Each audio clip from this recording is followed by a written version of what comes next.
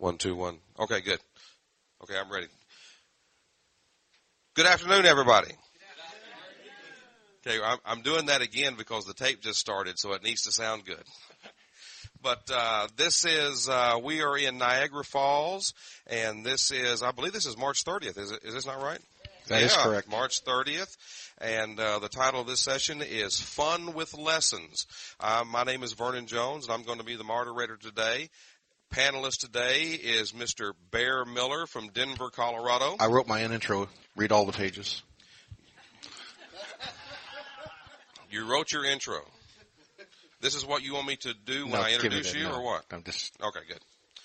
But what we're going to do is, we work. So, what is meant by fun with lessons? Well, fun is really a broad statement. The definition of fun for a lot of people can mean many, many different things. I'm supposed to talk about that. That's part of my first thing. Okay, well, good. See, I'm leading into it, so I'm only hitting the high spots. Hey, Betsy, how you doing? Don't steal my thunder, and they'll just think I copied what you said. And that's fine, because you got most of it from me anyway. But fun is described by, is defined a lot of different ways by folks. And I'm not going to go into all the different dance programs and stuff, but have you ever seen people who are out playing softball? It looks like they're having fun, yes? Well, have you ever seen people who play chess? Well, there ain't no way in the world them people are having fun. But to them, that's fun. They enjoy that. And so, we've got to realize that in our lesson process, that my idea of fun ain't what your idea of fun is.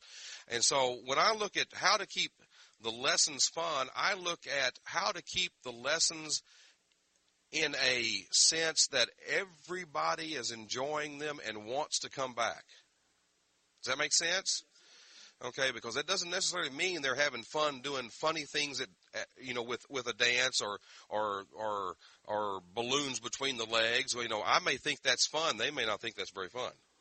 Okay, you've got to provide an atmosphere that makes them want to come back. Too many times, we always talk about marketing. We need to do a better job of marketing, My opinion is I think we do a fairly decent job of marketing and getting our share. If you look at everything else that's going on, there are people having a real large problem attracting anybody. Any organizations are having that problem.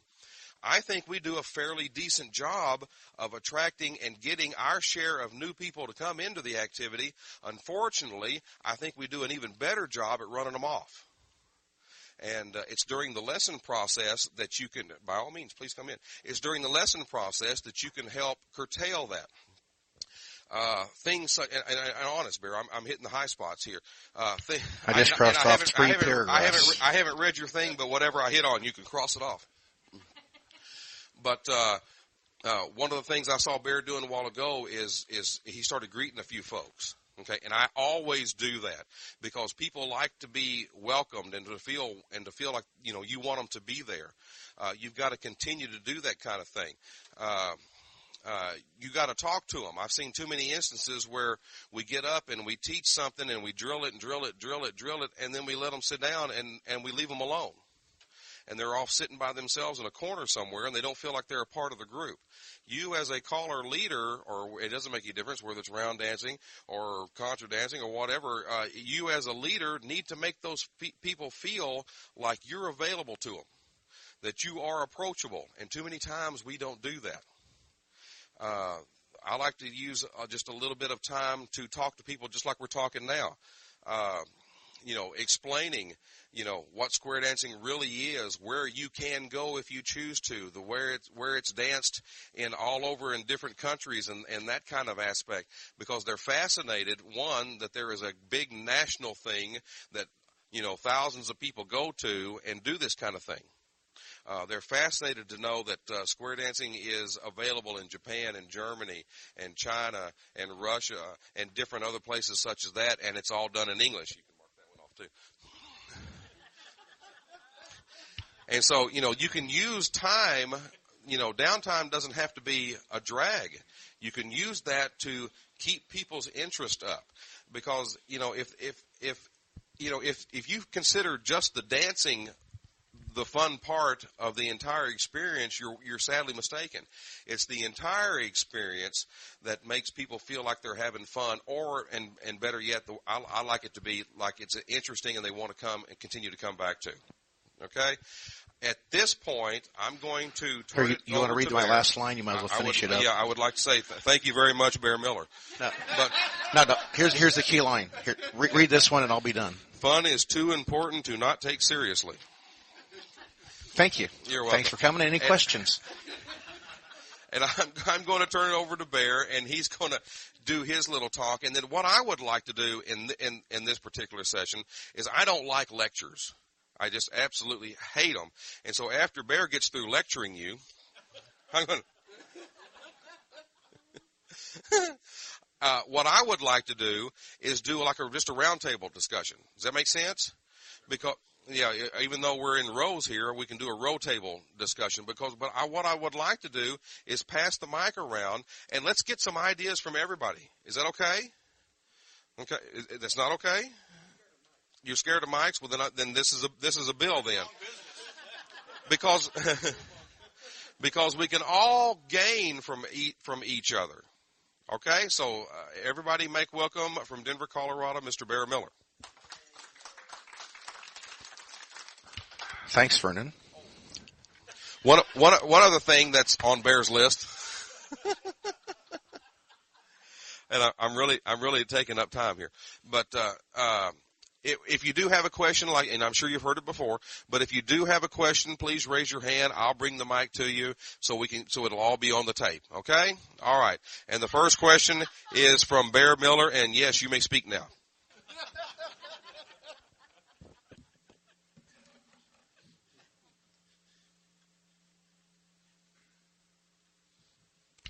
The art of effective communication with a moderator and a panelist. What?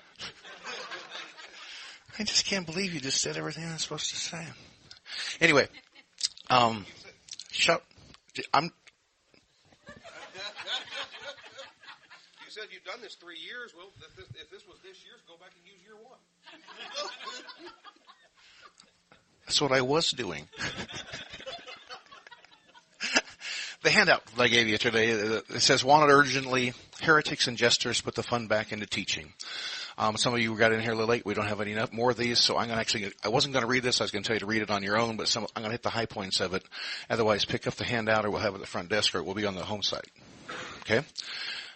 But the first thing it says is the same thing that Vernon just ended with, is education is too important to be taken too seriously. We need to regain the importance and the joy of learning.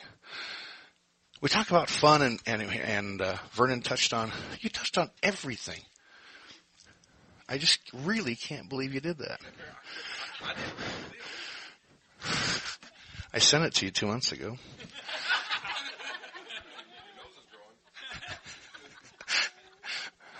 But fun is infectious. You're in charge of your own face. That's something from Patch Adams. And laugh more. And in case you can't tell, Vernon and I have been playing a little shtick up here, playing with that a little bit, just to get your attention. Let's just have some fun with it.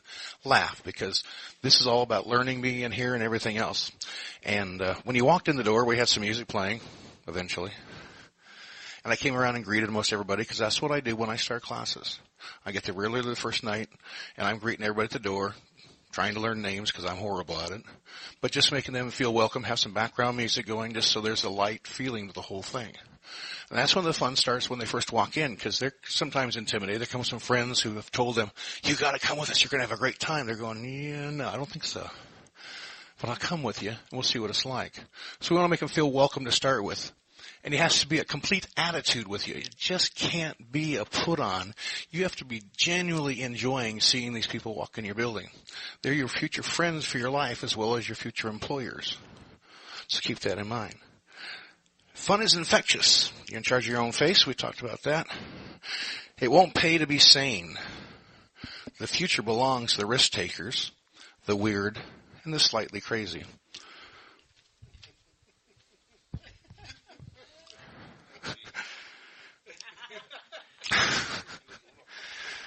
Creative teachers are driven by the need to help their new dancers in what they need.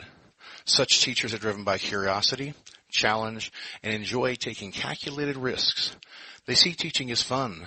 They are turned on to teaching. They don't need no thought control. Yeah, true, huh? Yeah, be true. Okay, I'm just going to go ahead and read some of this so you don't have it. I'm going to sit down because I can't read well while I'm standing. It's about doing things well. Getting into something in depth is not skimming the surface. It's about personal excellence, achieving one's personal best and continually improving.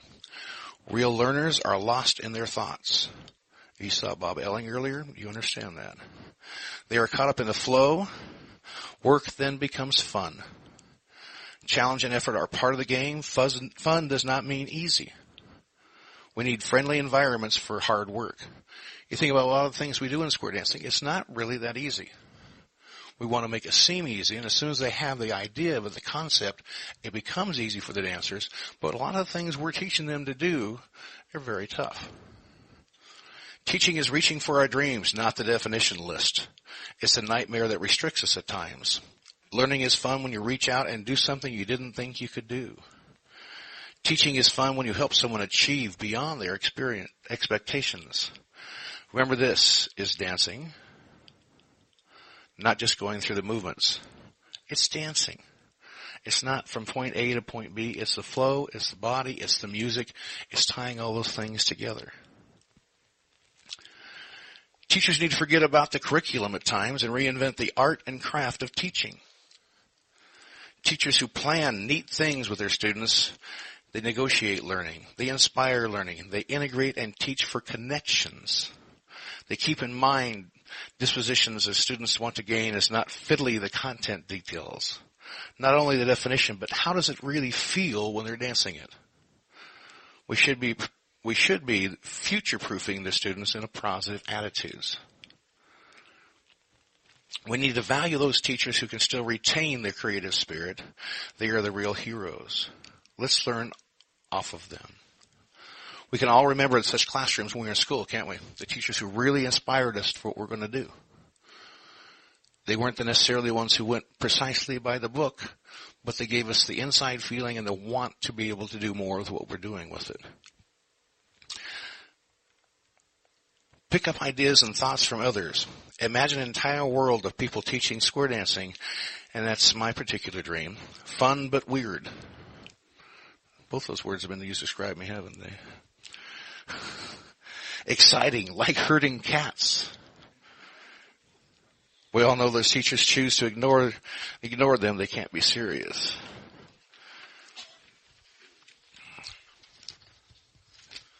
But the future will depend on these boat rockers, those who challenge the status quo, the real leaders. We need real leadership, not management. If our leadership was this exciting, just think how many dancers we would have and could have by now and how much fun they would already be having. We need to instill our students so that learning is remaining childlike, not childish. It's like being a perpetual 3-year-old, always curious and exploring. Not only should our students be that way, but we should be that way. How can I explore to find a new way to tell somebody how to do that same call and still have a smile on their face as they're doing it? Art Costa states that we are at our most intelligent before we reach school. Just think how smart they are before entering our square dance classes. Imagine a class of perpetual 3-year-olds, but in adult bodies. They need to be always asking questions. Encourage this. A lot of times when I first started teaching, people would be scared to ask me things.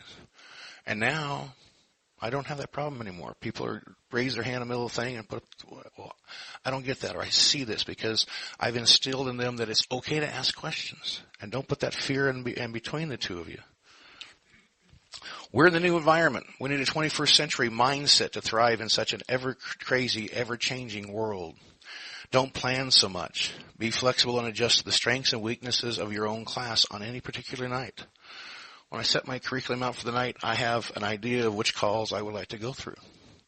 Do I always go through those? No. Do I do more? Some nights. Do I do less? Some nights.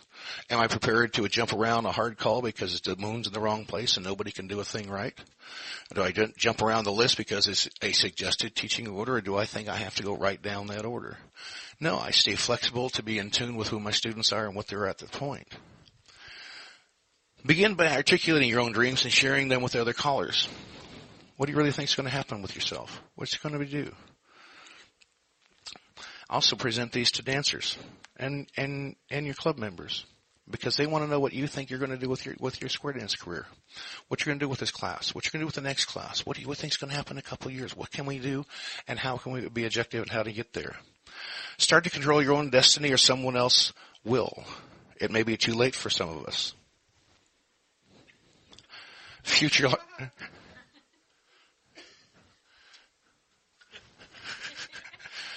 Future leadership will be the art of keeping the herd roughly west and valuing the mavericks. Start to develop your class as an environment of happiness. People love to be happy. Make your class inviting and warm. Square dancing's future will depend on your students' repertoire of talents and their attitude towards dance. Let's put some magic back into teaching. And really to conclude, like I started on this silly little paper, is fun is too important to not take seriously. And that I kind of adapted and took some things from a man in New Zealand, if I remember right. And he's talking about teaching in the schools. But I read this and we just went, how apropos for what we do. It just really made sense. Now, I get asked how I make class fun. I've been calling since 1993. If you calculate real quick, that's 17 years. I've taught over 60 mainstream classes. I've taught over 30, we're closing 40 now on plus classes, and about a handful of advanced classes. So I've taught a lot of classes and adjusted everything I've done since the beginning. Learned something new every time I teach a class. But it whole begins, like we talked when we walked in here, it begins with an attitude. These people who have come are potential dancers who I'll enjoy seeing at dances for years to come. They are my new friends, not only for each other, but for me. You know why? Because I care. I really see these people as being potential friends, and I like people. And I like people to smile at me when I smile at them. It makes, thank you. Right on cue. Next, I immediately teach them how it feels to be dancing and successful. My first night, I teach a lot of things. But I give them very simple things. I play into stars. I play into star promenades. I do things that have flow and getting your body moving and playing with it and really jump for success. And I pound a lot of things into them, it seems like, but I'm making sure at each point they're being very successful what they do. I'm putting wind in their face in the first night. I'm really playing with how they're doing, and I'm adjusting my music as well to fit the whole thing. I like to give them a touch on that first night of every kind of music I'm going to play with during the year, from country western to big band music to classical pieces to old favorites from the 50s and 60s to war music to some rap. And I like to touch everybody sometime during the night because that's what it's all about. When Vernon talked earlier about what fun is to everybody in the room is looking for something different. You know, we're there to teach them how to square dance, but some people want to come in here and I want to move the music. Some people like Vernon want to come in and just have choreography and I want to be challenged, I want to be moved, I want to almost be a chess player. And he'll be great because he'll move on to C2 eventually and become a chess player. But I have those same people in my room on that first night. And when I have that, I need to get each of those people a gift during that night. I have to give John a gift. I need to give Trevor a gift. And sometime during the night, I need to give each of them something. So sometime during the night, my presentation needs to be a bit of smooth dancing with just a constant thing over and over again, just a little wind in your face. I need to give them something a little harder. Even the first night, I teach Grand Square. I have a very simplified version of how to teach it, and I get them to be successful within about 2.5 minutes. So the second time through, I haven't had a problem in the last 25, 30 classes on every square making it through, and they celebrate. And they're amazed they can do what seems difficult. I'll go to a different club now. I do a lot of things for some clubs in our areas where I go in and set the hook. They have a chili night and invite a bunch of people, and then as part of that, they aren't selling lessons. They're telling them to come to the chili night. Or the Western barbecue night or whatever they may call it. And then they do a demo of square dancing. Then I get everybody there that wants to get up and try some square dancing. They haven't told a thing about lessons yet at that point at all. And it's my job to set that hook. So I use lots of entertaining music. I use the same kind of thing I would for my first night of class, but I always teach a grand square at the end.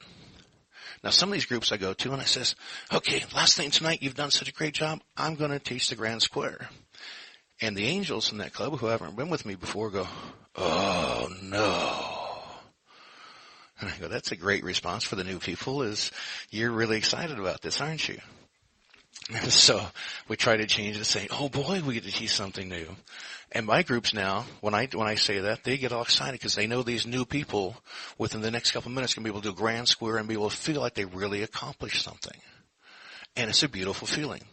But you know, I do, like I said, I do stars, I do star promenades, I do the old thing where, you get in a star promenade, the boys back up, girls swing in, act a unit, move it the other way, and then hang on tight, and the girls back up a full turn and a half more, and the boys swing in. And it's amazing when it's doing a big movement like that that's very simple, it feels like they're accomplishing a lot. And so they have a smile on their face because that's the biggest thing about fun. If you're being successful, it's very easy to be fun. If you're not being successful, no matter what I do with the music, no matter how funny I can look or be, or even have Vernon there with me, it's not going to help if they're not being successful. So fun has a lot to do with how they're being, what they're doing and how they're doing it. So if you need to work with people between tips, you need to do whatever in a nice, friendly way. Don't point them out. Make sure you get with them that way. All right, let's get back to my paper here then. I like to teach a couple bigger moves, the Texas Star and the Grand Square. The feeling of dancing is addictive, and people want more.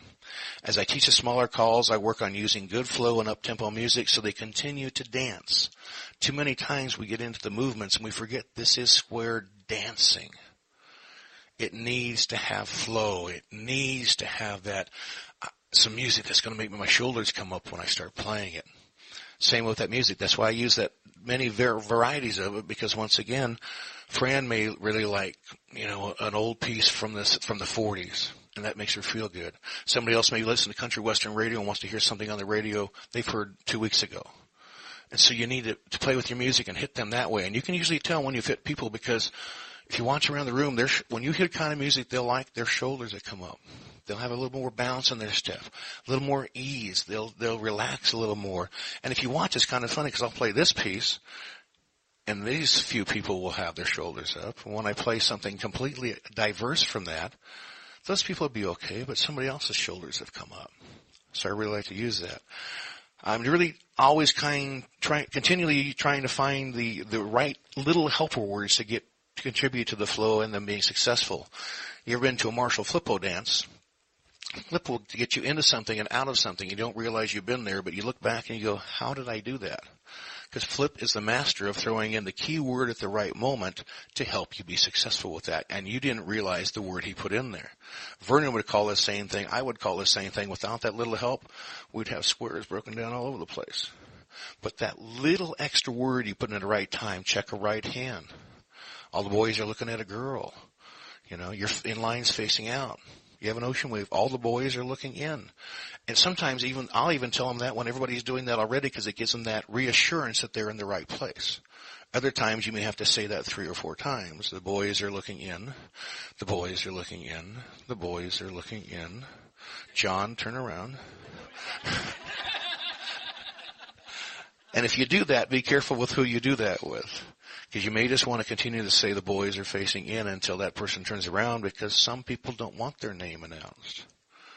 I had somebody the other night who I was teaching a class and I was trying to get through. I was in the same way. It was a class I had, my mainstream class in a club, and I had a lady there who was one of the best angels I've ever had because she's always great about being in the right place, holding her hand up, but not pushing and shoving, but just kind of doing the hand motion for you to come to the right place. She's always been spectacular, very solid dancer. And the other day I was just saying something and she wouldn't turn around, so I had to call her by name. I didn't think about it because she's been in my club for 7 years. And she comes up and says, I just can't believe my mind was in the wrong place. You've never had to call my name. I'll never let you call my name again. And I just was like, oh no. I felt terrible because here I'd almost broken trust. But she talked to me the next week, and she says, it was my goal not to have my name called. So she let me off the hook. So it was a good thing. And as I say right on there, I try to teach the concept of call, not only the definition, but how does it feel? What does it accomplish? Where do you go with it? Not just the boys' part or the girls' part. I really try to keep it light, and I keep it fun in the way you do the things you do. Sometimes I can put on there as an example, like boys, put your hand behind your back because you can't be trusted in the first place. Face your corner and everybody do a yellow rock, and boys, keep your hands behind your back. Make a right hand star with your thumbs or with your pinkies. I don't know why, but somehow they think I'm from the South because they always love do a right and left through, which is the way Vernon always says it. Right and left through. How often do I say it? Well, the right way a few times. And it's funny is if I get a really good laugh the first time when I say a right and left through, I'll say it again and I'll say it again. And it's funny is they'll laugh every time. It's like I became Vernon or something in the meantime. I do enjoy picking on some individuals, but I really try to find out who can handle it, who dishes it out to me first. And, I wouldn't pick on John because, well, A, he's family. And B, he'll have retribution later, so I wouldn't ever do that to John. By the way, the man on the gentleman down here in the far end of the front row is the chairman of CALLERLAB, John Herr, which a lot of you don't know about John Herr is he's married to Karen Herr. Karen Herr happens to be my older sister. Oh, really? That's my big sister. It doesn't get advertised much. She's older. I'm sure she's older. I was born one day off of her 2 years off, but I was her second birthday present. She forgets that now. My birthday was July 14th. Hers was July 15th. I was her so if you ever want to know how old she is, ask me how old I am. Is that going to be edited off the tape? Can we ask that? No. Because see, when you make fun of something, you're only supposed to make fun of yourself. And now I have you as my sister. That's not good, huh? I know. And you do this in any kind of class you teach, like Vernon was saying, whether it's round or contrast or anything. I happen to be very fortunate when I learned a round dance, John was my teacher. And he did a great job.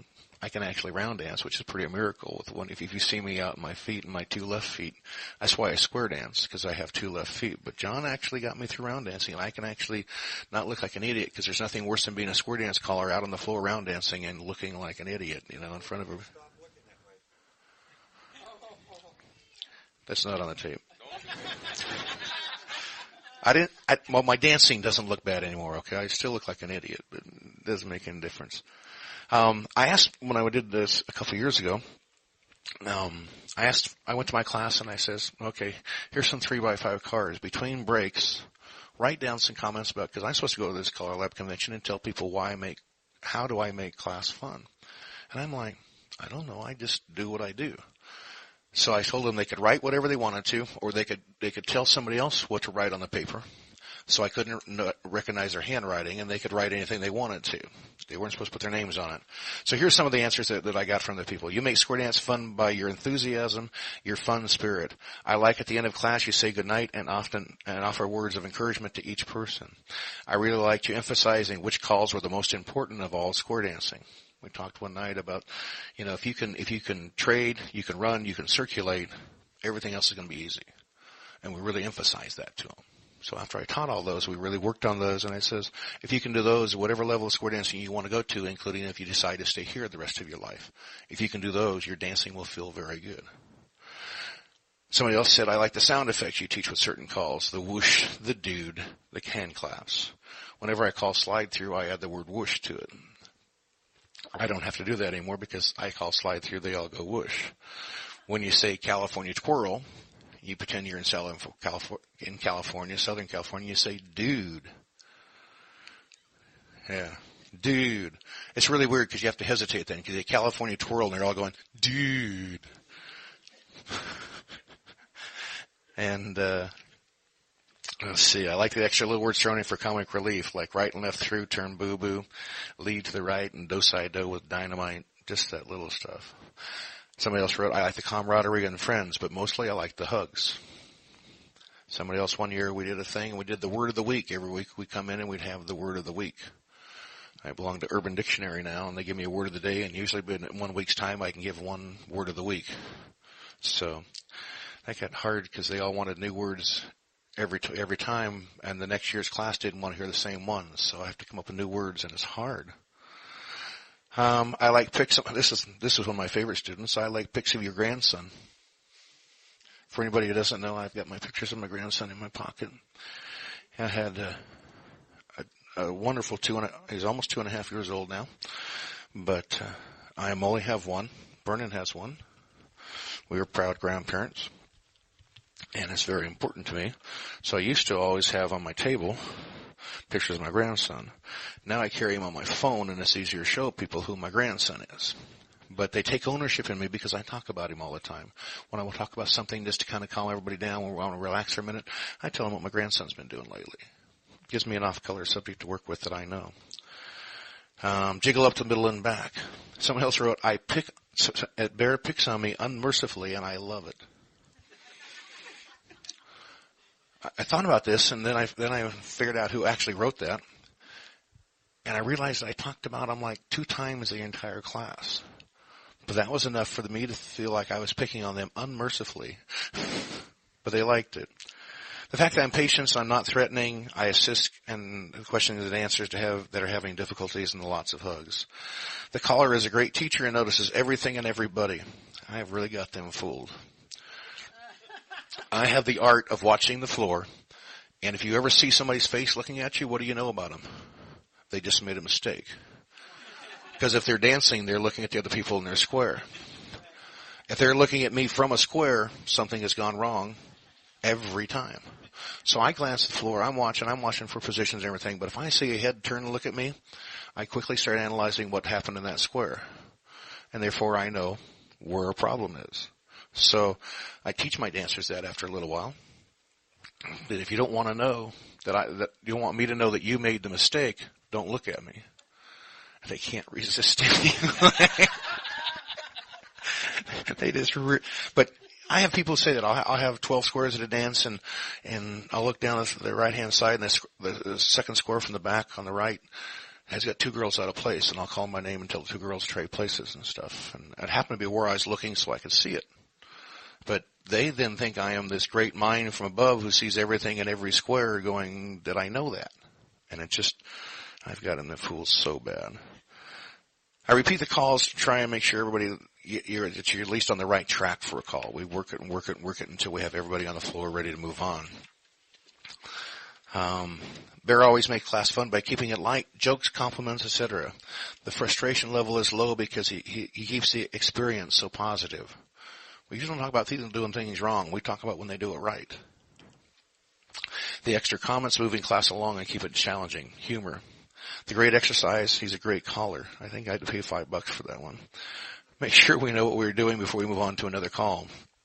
Making things easy to learn. Learning the concept of a call, nuts is the boys' part, the girls' part. I don't take it too seriously. I laugh at ourselves when necessary.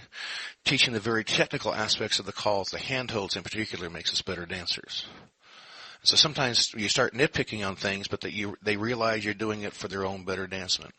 John does the same thing with how your frame is when you're dancing is important, the footsteps. And so you can put this in many different aspects. Lessons are great, and instructions are plain and easy to understand. Work on your diction. Make sure that you can talk about calls in 1,000 different ways. Because to one person doing a U-turn back facing the wall behind you makes no sense. But understanding 180 degrees, I can do that. Or if I want to turn and go by one wall and face a second wall, that might talk to somebody else. If I want to talk about turning around to facing where my wallet was, that might make sense to somebody else. So have different ways of presenting the different things so you might be able to touch. The other thing we do too much is because everything we have here, including this session here, everything is auditory. And we talk about different learning styles. And so sometimes they aren't always, I'm going to get that next. I better get ahead of myself because I have that up next, don't I? Yeah. Lesson's great is planned by, but Barron's is planned by making it fun and easy for the students. The good night circle is always fun, and the students love it. We always, at the end of every class, make a big circle and join hands, circle left and circle right. Girls backtrack. And then we always do a right and left grand and say goodnight on your way out. And I do that at the end of class. And every year I pick that year's theme song, and I do that song at the end of every class for that year. I change the theme song every year.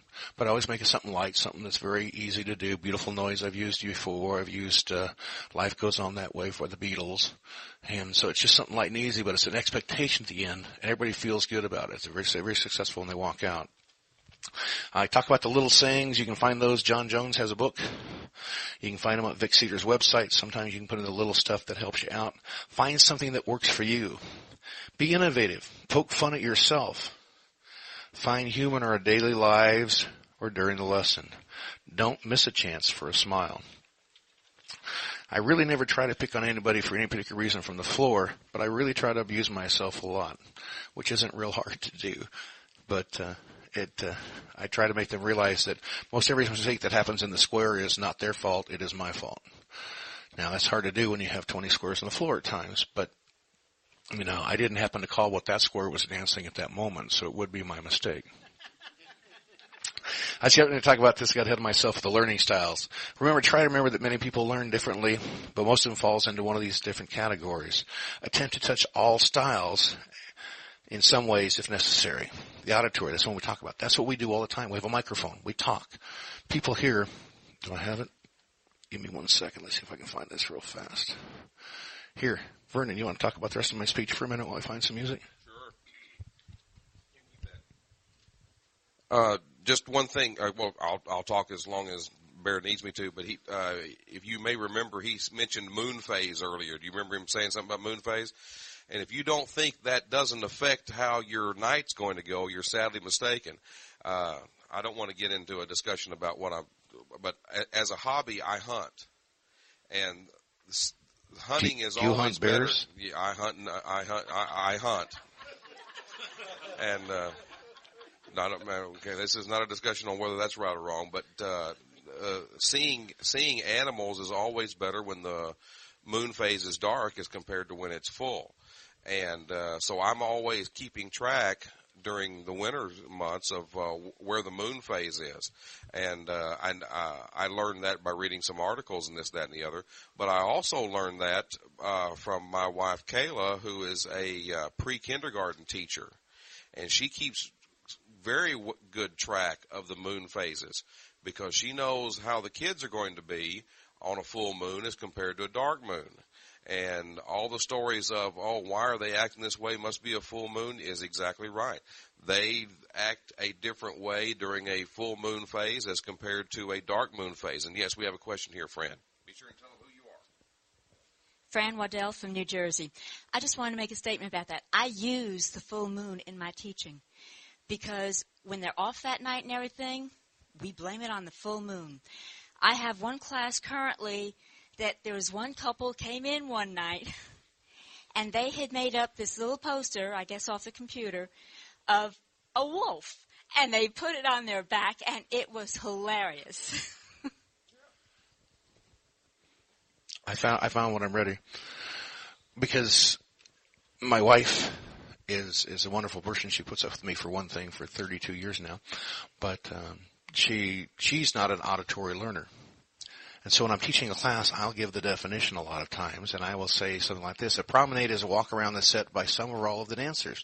The active dancers may go as individuals or as couples. They may go in the promenade direction counterclockwise, which is viewed from above, or the wrong way promenade directions, which would be counterclockwise from the other way. La la la, right? So then I play this.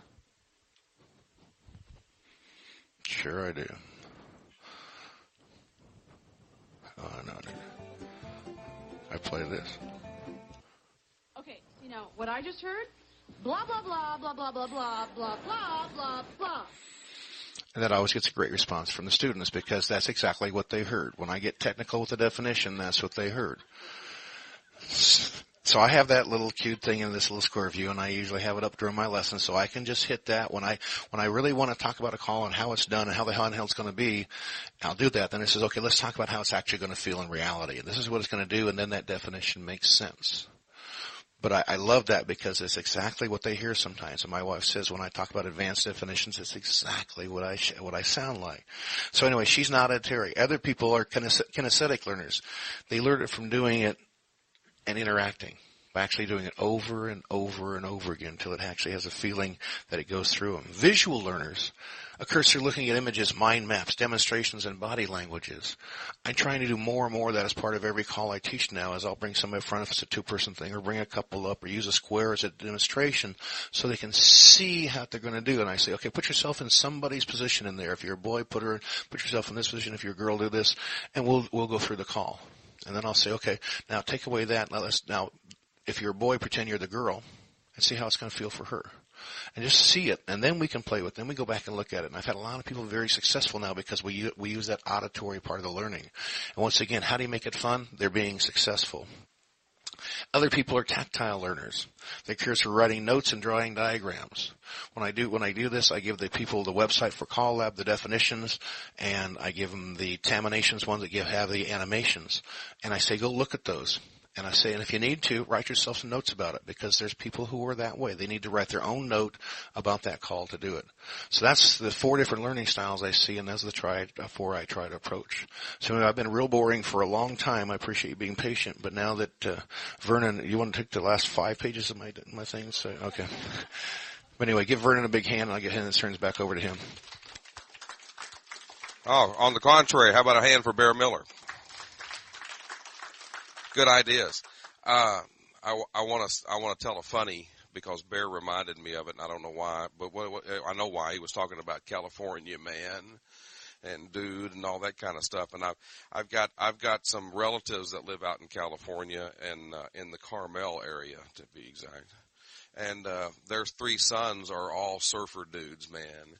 And they got the long blonde hair, man, and all this kind of stuff. And we were having a family reunion in Red River, New Mexico, a 3 years ago. And where we were is the highest area of mountain range, is the highest mountains in New Mexico. And at the time we were having it in early June, there was still some snow up on the mountains. And I looked at Shane, and Shane one day, he was over there, and he was just staring at this mountain, and I walked over, and I put my arm around him, and I said, Shane, what, anything wrong? And he goes, look, Uncle Vernon, frozen waves, man.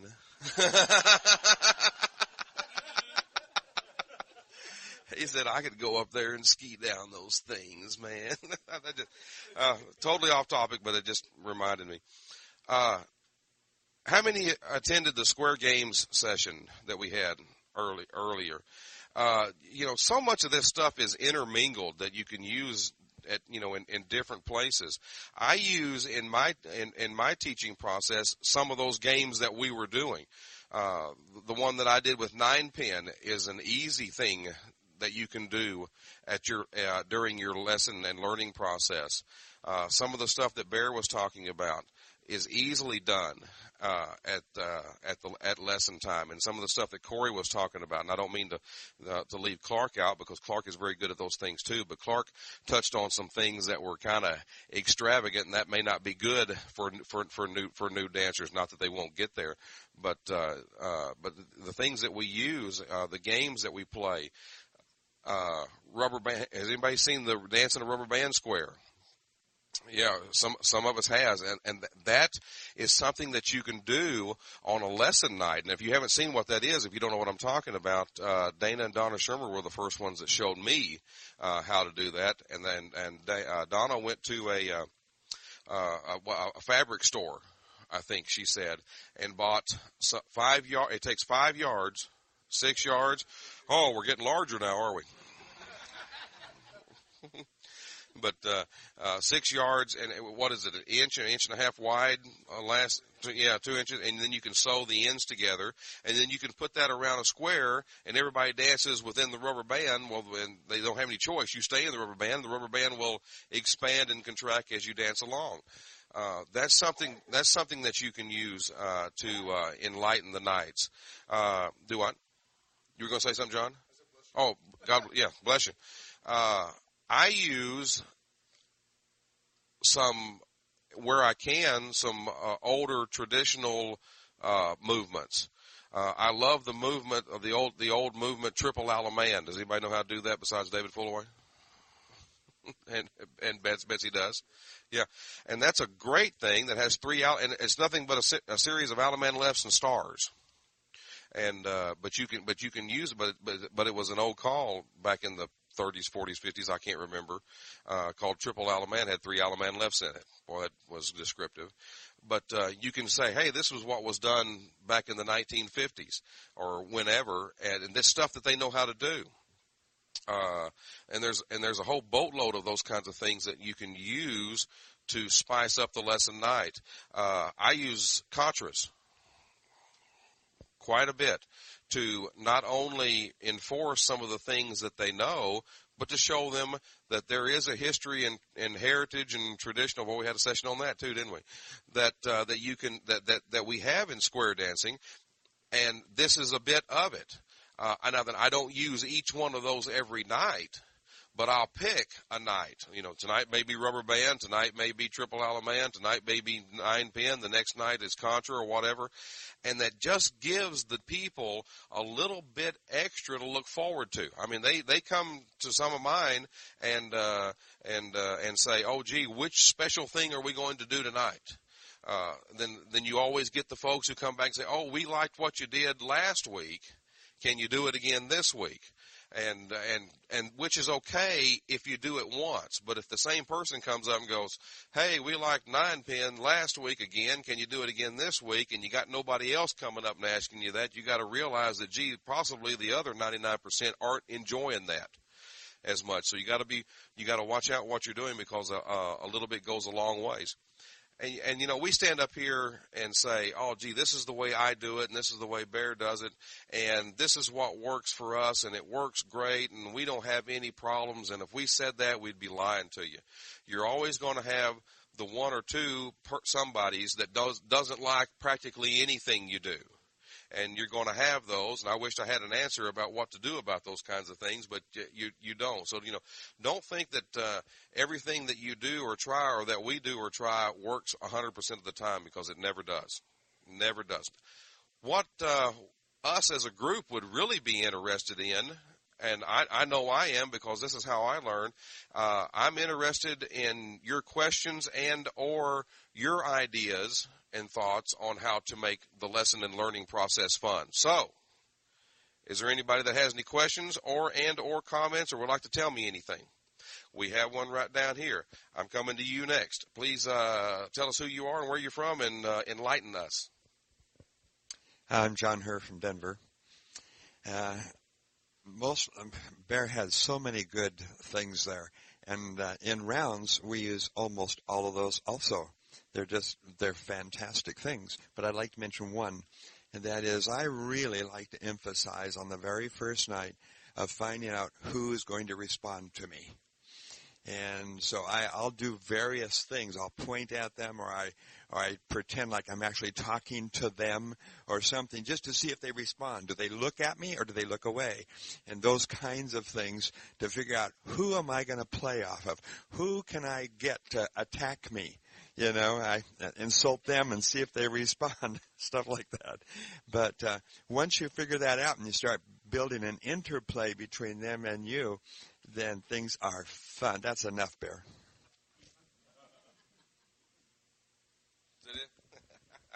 That's an excellent point, John. And usually as an instructor or leader, when you start counterplaying off of somebody, is it a good idea if you win? No, because if you win, you'll lose. Does that make sense? Okay, so, I always try to we'll play off back and forth and each other, but if it's with new dancers and dancers in general, I will always let them win. You never let me win. And you're not a dancer. And I will always let them win. Don't believe everything John says. And I'm sorry, Bear, but it's too easy a target. But I'll always let them win, because even though it looks like I lose, I win. Be sure to tell us who you are. Yeah. Dave Fullaway from Maui. Something that's a lot of fun and also helps you to sometimes control the hall and take care of your worst dancer and your best dancer is head gents go find another square. Side couples go find another square. You can move the boys, girls around until you get that poorest dancer in the square with 4, 5, or 6 other better dancers, and they all have fun, and they all learn better. And it's just during the course of a square, move them around. Excellent point, because, isn't that what we're doing? If we weren't in a square with 8 other people, we'd simply be, and not couple dancing, because you're with somebody when you're couple dancing. But, if we wanted to be, by ourselves, well, then we'd just go dance like they did back in the late 60s and 70s and dance like that, where you do whatever you want to on the individual floor. This is a couple and individual activity, and we should intermingle. And you had your hand up next, I think. Did you have yours up, Betsy? I'm sorry, but this nice lady was. But no, I'm coming to you for facts. But when I mentioned intermingle, I'm going to give you an example. Back in the day, and when I say day, I'm saying 20s, 30s, 40s, and 50s, because I remember the 60s, and it may have happened in the 60s a little bit. But back in the day, square dancing was you danced the first tip with whoever you came with, and then the rest of the tips you danced with other folks. And then you might dance with the one you came with at the end of the tip. And that was very prevalent in dancing back then. And that's where the term, my dance card's been filled, because you would fill your dance card for the night. And we've kind of gotten away from that. Well, a bunch have gotten away from it. Maybe not 100%, but a bunch have gotten away from that. And that, I think, is not a good thing. I think we should intermingle more. Houston, Winston-Salem, North Carolina. I might be the only one that doesn't know this, but what's a triple Alaman? It's a square dance call. Betsy. Okay. Triple Alaman is, needless to say, it has three Alaman lefts in it, and you can find this in Burleson's book or online or whatever. I think actually Vic Cedar's got it on his website under traditional calls. But from a circle, Alaman left. The girls are going to make a right-hand star. The boys are going to promenade around the outside. It's not too far. Let's see. I'm Alaman left, gents are going to promenade in promenade direction. Let's see. Okay, Alaman left. Girls star right. The boys promenade till you meet the same corner, and that's where a lot of people have trouble because they're going to meet the partner first. But you meet the same corner. Alaman left. Boys make a right-hand star. Girls promenade around the outside. Meet the corner again. Here comes the third one. Alaman left and the right and left grand. And that's where some of the stuff that Bear was talking about and some of the chantings that he was talking about, some of the sayings, and everybody understands what we're talking about by some of the sayings. Love my wife, I love my baby, like my biscuits sopped in gravy. That's one. Can't go home if you're going by the mill and the bridge washed out on the possum, at the bottom of the hill. Chicken on the fence post, possum on a rail, meet your baby in a well you sail. Some of the stuff you used to say, like Alaman left and a right and left grand, chicken on a fence post, possum on a rail, meet your baby and away you sail. By the time you said that, you were at your partner. It's time to promenade. But you could do that with Alaman when they do triple Alaman. Betsy has one that she can tell us. But you could do triple Alaman. They do the Alaman left, and then when you say those chants, it's time to do the next Alaman. Chicken on the fence post, possum on a rail, meet your baby in a well you say. And then it's time for they just times out right. And it's a great move, but it's a great old move, and one that you can teach the people very easily. Yeah, Betsy got it from New Jersey, and I have a couple of things that I try and set a really positive tone in that, and they've already talked about this again, and some of you have heard this, I'm sure, but there was a while ago when I was calling for a new dancer dance, and these people, they came from various clubs. There were several different callers. It's a very scary experience because it's not my caller, and they don't sound right, and these people were like rigid, and I'm going, we need to lighten this up. And so it was one of the times when one of the Olympics had been, and I said, look, square dancers focus on what went wrong way too much. I'm married to a big baseball fan. We've been to the Hall of Fame. They bat .350 to get in there. That's 1 out of 3 times. Why do you demand absolute perfection every time from yourself? So we're going to be like the Olympics, the gymnasts and the skaters. They fall down, they get up. If they're not bleeding, they continue, and they finish with pride. And I had people flipping. May I make a note for those of us listening to this tape? Betsy just struck this amazing pose with her hands in the air like she just stuck a landing off of the vault. Oh, yes, exactly. And I've had people flinging their hands in the air, and then there are people who take it really seriously and they want to know which hand to use. And and that's how scared they are. And that's what we have to understand. We have to disarm them from that fear. And my answer now is it doesn't matter either hand, but don't be so enthusiastic as the lady who one time flung her hand in the air and smacked her corner in the face. Are you sure that's why she did it? No, but I wanted to give her the benefit of the doubt. This particular year, something popped into my head. I was trying to teach something where they were turning, probably cast off 3/4, and folks went right on by where they needed to be.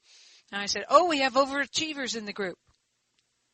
Nobody made a mistake. They were overachievers. And, it's like not quite that far. But it got the point across without making anybody feel bad. It's better to be an overachiever than it is to make a mistake. And the final thing is dancers that I have to say right now, I'll try and shut up. Dancers on my dance floors, whether they're in lessons and classes or whether they're new dancers graduated or whether they're experienced dancers who do whatever program they might want to, they never make mistakes. They do creative applications of the choreography. In round dancing, they do styling variations. In square dancing, they do creative applications of the choreography. Maybe we need to have a session on that next year. Creative applications of choreography. Anybody else? Yes, I'm coming way over here. Thank you for being way over there because I need the exercise. Phil Rarick, York, Pennsylvania. One of the things I started doing is using during lessons only, because there's a compromise here, I use a cordless headset. It allows me to get out on the floor, to interact with the dancers, the new students. I don't think it's a good idea at regular dances because you lose control of the volume. But it's when there's been a problem with somebody turning the wrong directions, I've gone so far as to be their shadow. It's been quite a success. I'm Thomas Hunter from Maryland. When I teach my dancers, the most important thing I tell them is always know who your partner is and who your corner is. And then I drill that. In fact, if I'm doing a dance where the dancers don't know me, I make sure, because if I make a mistake, they still sometimes find their corner because they know who it is. But with new dancers, it's very important because they have a place to go. And they may have done half the call, but they know where their corner is, when the partner is, so they're still successful.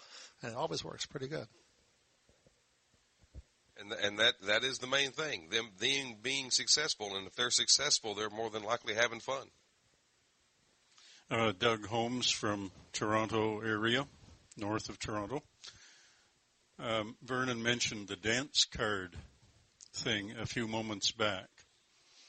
I think that's one of the greatest teaching tools I have when I'm working with new dancers. When they come, they dance the first set, the warm-up, with their partner. From there on, during the rest of the evening, during classes, when they're learning, I expect that kind of mixing.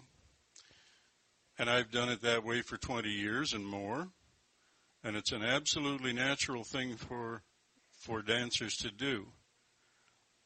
I don't always bring them into the inner circle and letting them know why I want to do that. But I wouldn't mind letting you guys and gals know. The reason I do that is I believe for them to become better dancers, they have to have almost perfect practice. If they happen to get stuck to one partner night after night after night, they may be getting a lot of little problems developing there that will be difficult habits to break later on. If they're meeting a new partner and a new opposite and a new corner every time, chances are they're not going to see a mistake repeated very frequently. They're going to get more and more better practice. So that's why I use that mixing technique. I think, coming right to you, I couldn't agree more. I really do, and I'm going to say something now that's going to be probably, what's the word I'm looking for? Controversial, but I feel the same way about angels.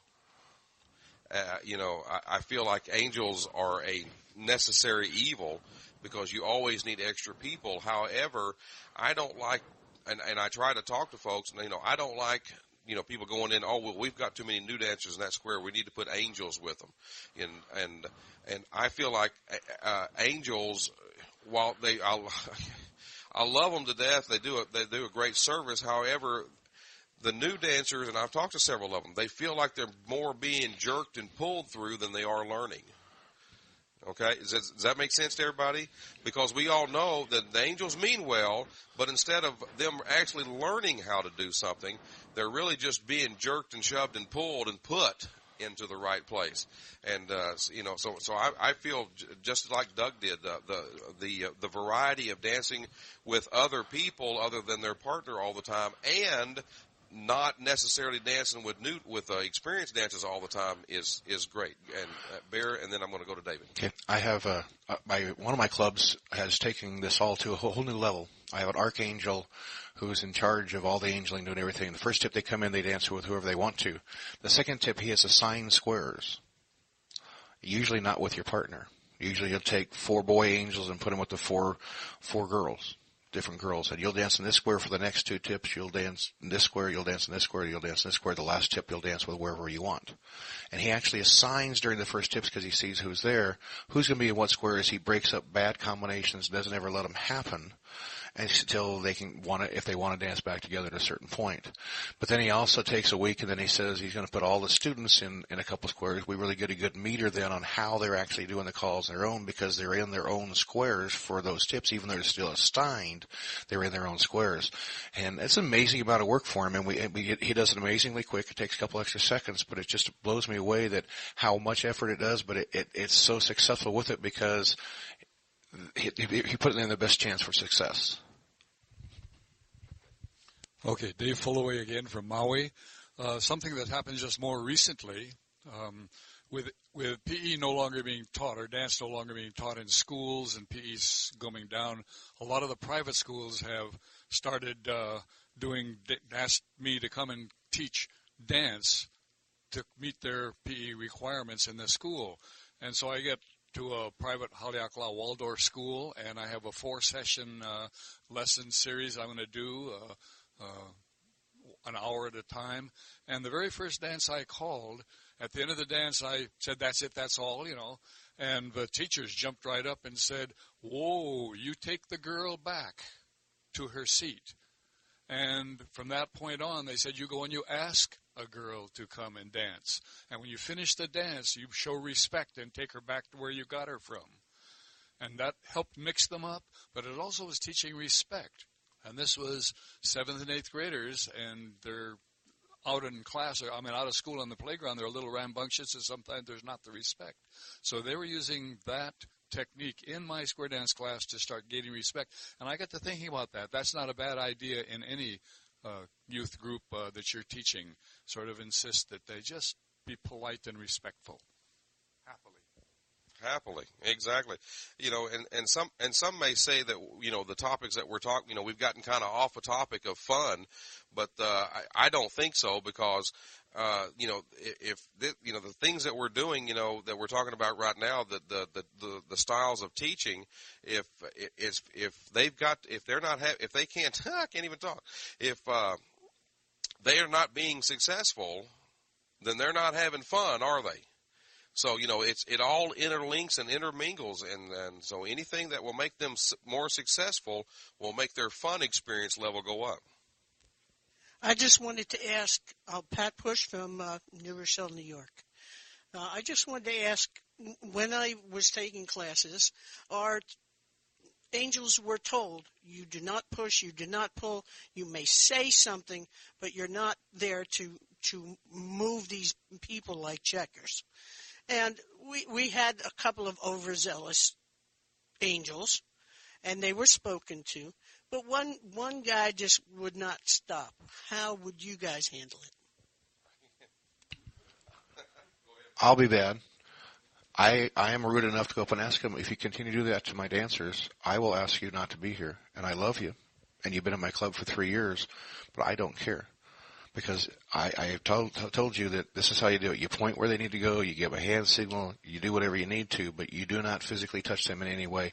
And I tell them from the beginning, and if I have any offenders, I have asked one of them to not come back to an angel. Come to my dances, but do not come angel, because you just can't resist keeping your hands off of them.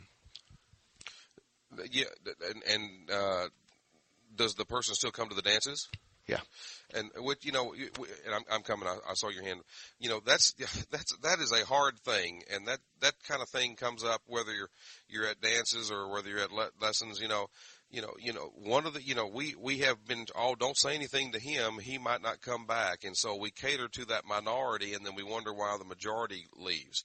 And there just comes a time when we've got to man up, for lack of a better word, not meaning anything, but you know what I mean, bear up, and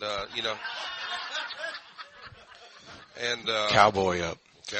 I don't cowboy up. That's somebody else's shtick. Harley up. I Harley up. But there's just comes a time where and you don't have to do it rudely. But sometimes we just have to tell some folks, you either need to stop or we're going to have to do something else. You have to do it politely, but you be firm. Yeah, and exactly. It's hard to do. It just about killed me because I was just like, I got to go do what? But I'm happy I did, and I think he respects me for doing it. So, Gardner Patton in New Jersey.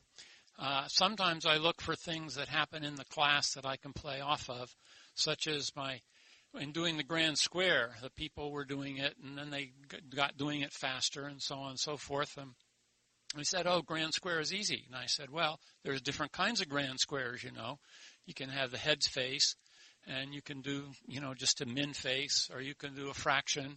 And so now we've got to the place where we do a different grand square each time, and I think they look forward to learning what the next one is going to be. And so if you can play off some of the things that they find boring or something like that. We had a seniors group, and there was a new guy in it. And he was a little overachiever, like Betsy said.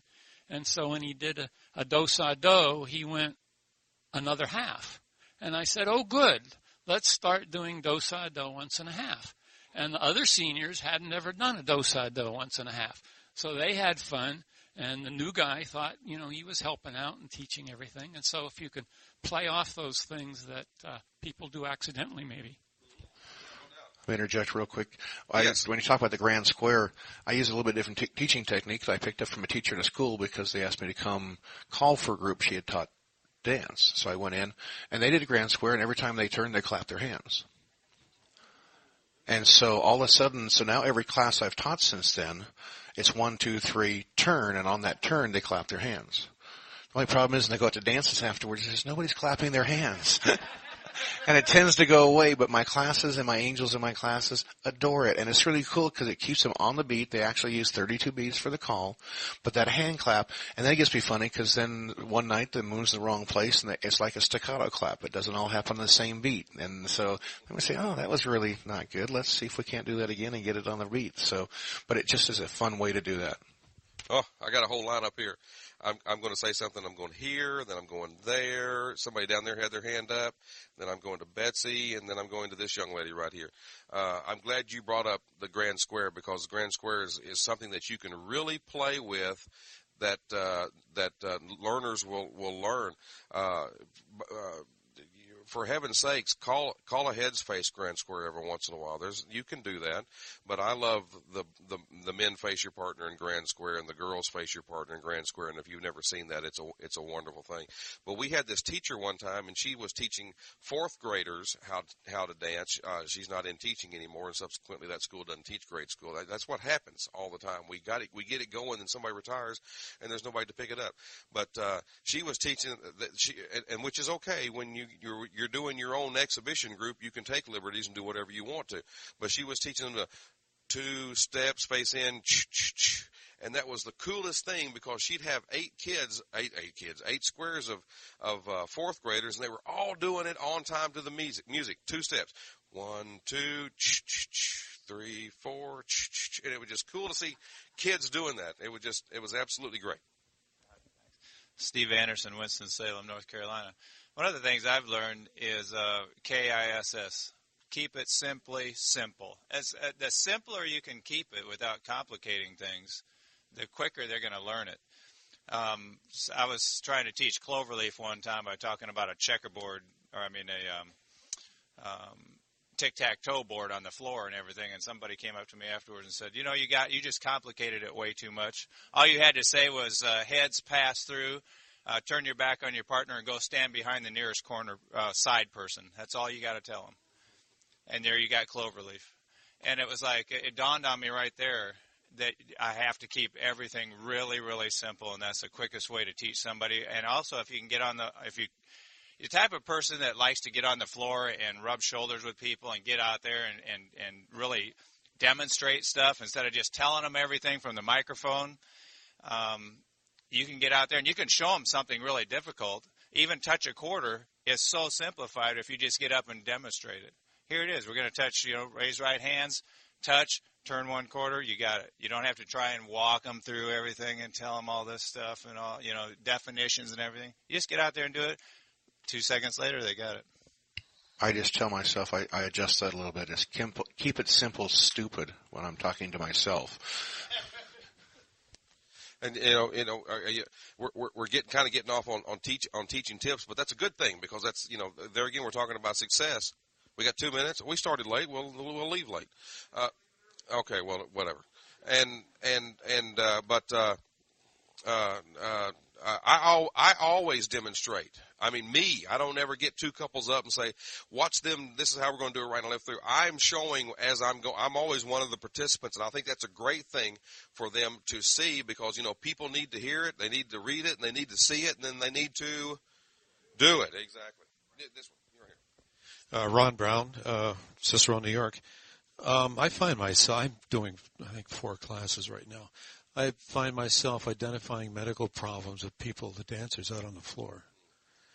One of the consistent problems that I have is people that have some form of hearing impairment, which creates a problem. And I found a fellow the other night, looked like he was mimicking other people. So during a break, I questioned him and I said, are you having trouble hearing dancing over in the corner? He said, yeah. I said, do you wear hearing aids? He said, yeah, but I took them out. I said, why would you take them out? He said, because angels were talking in my square, and all you hear is the closest noise. So that brought up a whole new thing for me. So generally, I have a mellow voice. So when I identify those people, I have them move nearest the speaker, and I put a little more treble out of my amp so it resonates the hearing aids better. But has anyone had any experience with these transmitters you can hook up to your equipment? I use the Williams. How effective are they? I've been trying to get clubs to bite. They are phenomenal.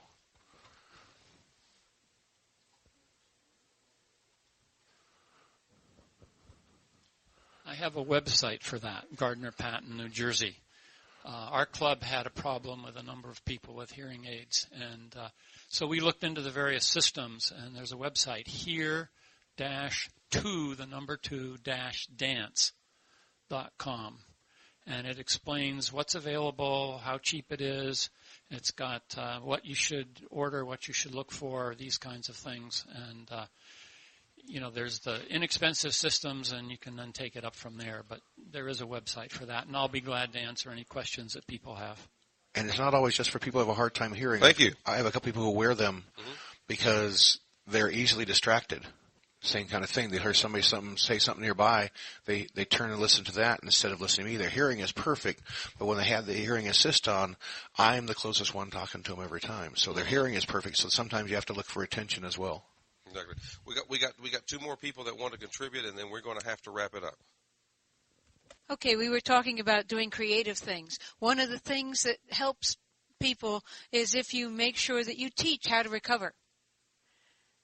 because if you teach how to recover, you also instill in the new dancers the idea that I know you're not perfect. I don't care. What I want you to do is figure out what to do next and recover. And there is a published way to make lines of 4 once you get to where it is, where the head lady takes her partner and backs out and stands next to the side man, her corner, and then you all have lines at the side instead of having the old 6 and 2, which is not a good way to go. That was one thing, and I can't remember the other, so I'll yield to the floor. Sue White from Hot Springs, Arkansas. I just was going to say that our most recent class had a lot of fun with the Sicilian Circle. Gordon was hesitant to use it, but once he got into it, the dancers asked for it the next week.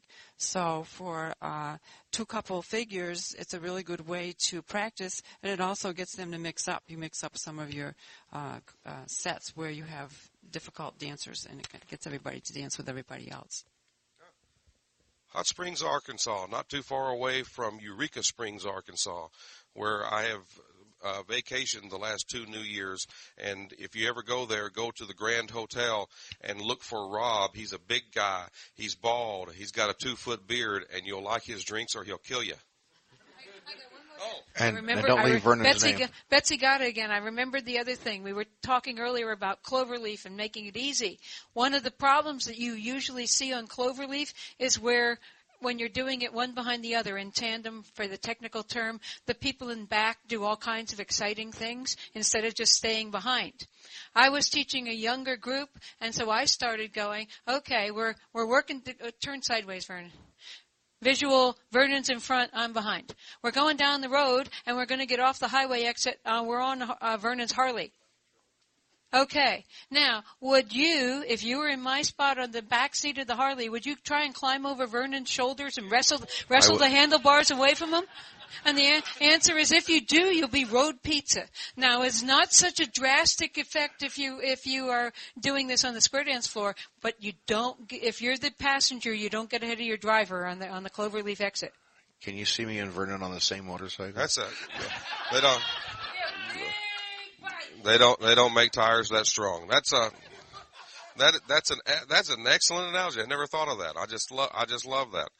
I hope y'all had a good time. Appreciate y'all's involvement. That concludes our afternoon. So good afternoon and have a good rest of the convention. How about a hand for Bear Miller? Nice hand for my friend, Mr. Vernon Jones.